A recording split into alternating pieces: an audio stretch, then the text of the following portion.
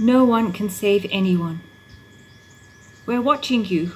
You're trying to reverse into the space between the street light and the muvuli tree in which there are 3 marabou stalks. A tout hanging out of a matatu thumps the roof of your car with his palm and shouts something obscene about women drivers. You swear, and we bet you're tempted to bang the lamppost or the tree. You honk at an idling street vendor selling fake sunglasses, and looking unbothered, he moves out of the way. You park and alight from your car. In the tree, the birds shriek and flap their wings. They don't know anything about you, only we do. You cross the road, enter the white tiled communication house, and take the elevator to Kampala's famous rooftop Chinese restaurant, the Fang Fang. A waitress guides you to the best table in the house. It is reserved for you and us. But we don't need a place. We first met when you were 11 at the Kalola supermarket. While your mother was busy selecting fruits and vegetables, you picked up a bar of dairy milk and hid it under your sweater. You thought no one saw you, but we did. Our second encounter was during your high school years when we observed you for 3 hours during the chemistry exam. We saw how you pulled up your skirt and copied all the equations and formulas from your thighs onto the test paper. Later, we heard everyone congratulating you for scoring 79%. Everyone said well done, except us. Back at Fang Fang, the waitress is waiting at our table. She gives you a menu and a rolled up hot towel on a silver tray. You wipe your hands and ask her for a glass of red. She brings you your drink and you take a long sip. You lean back in your chair and listen to the chatter of other diners, the clink of cutlery and tinkly Chinese music. A couple is sitting at the next table. The man is busy on his mobile phone. He doesn't look at his food or the woman sitting opposite him. The woman is slouched forward over her plate and does not pick up her fork or the chopsticks. The man signals to the waitress to bring him another beer. The woman suddenly looks up and catches you staring. You hold her gaze for a long moment. She reaches across the table and touches the man's arm. He brushes her off. You look away, but we keep watching. You smooth the starched pink napkin across your lap. The waitress places crispy fried duck, vegetables and pancakes in front of you. You take a pancake, smear plum sauce on it, and then add cucumber, spring onions and shredded duck.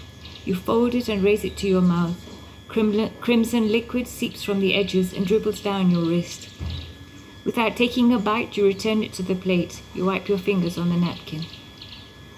Earlier today, at 5 in the morning, the Malaga hospital had woken you up with a phone call.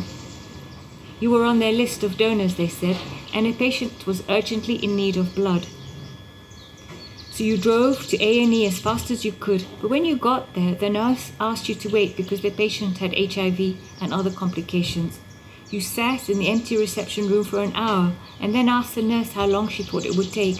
She said she didn't know, but she was sure there was time for every purpose under heaven. After another hour, she directed you to a cubicle and asked you to lie down on the bed. She wiped your arm with an antiseptic swab, which made your skin tingle. You asked if the patient was all right. She said, he's waiting for your blood. You said, well then, let's hurry. She said, I'm doing my best. She wrapped a tight band around your upper arm and pressed your forearm, looking for a vein. She pinched here and there and then jabbed a long needle into your arm. You felt a prick and your arm felt cold. The nurse gave you a soft yellow ball. Squeeze this, she said. It'll make the blood flow out faster. You lay there, watching the plastic packet on the bed, filling up with red liquid. When the nurse returned, she checked the packet. Not bad, she said. It's full already.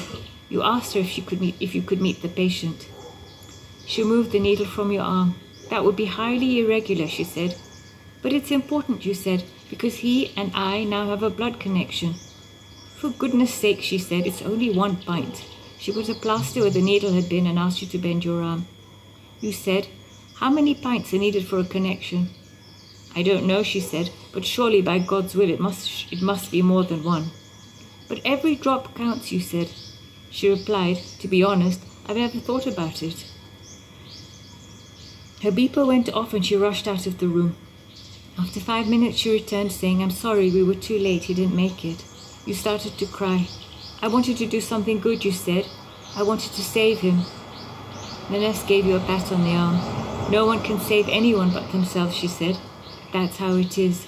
You don't believe her, but we do. At the restaurant, the other diners are oblivious to your disappointment, not us. You take a sip of wine and swallow. It slides down your throat smoothly, but then you start coughing and spluttering. The waiter comes over and pours you a glass of water. Across the terrace, the sky is open and cloudless. The sun is beating down on the terrace. You can hear the vendors shouting from the street below. Sometimes, anything seems possible. Everything makes sense. Even the marabou storks circling the tree, clapping their beaks, have a purpose.